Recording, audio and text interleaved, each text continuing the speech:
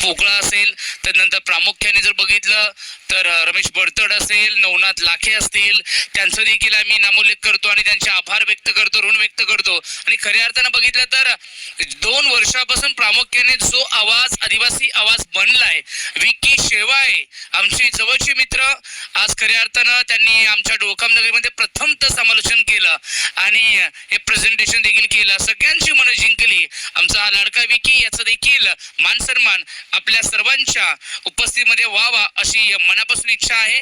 मी या ठिकाणी विनंती करतो मंडळाचे बाबजी झुगरे ज्येष्ठ सदस्यांना की आपण या गुणवंत समालोचकाचा या ठिकाणी सत्कार करायचा आहे. कारण खऱ्या अर्थानं समालोचक हा फक्त एक व्यक्ती नाहीये, तर खऱ्या अर्थाने आपल्या संस्कृतीला सादर करणारा हा एक अवलय आहे. या आपल्या संस्कृतीला आपल्या कलेच्या माध्यमातून मनोरंजनात्मक स्वरूप देणारा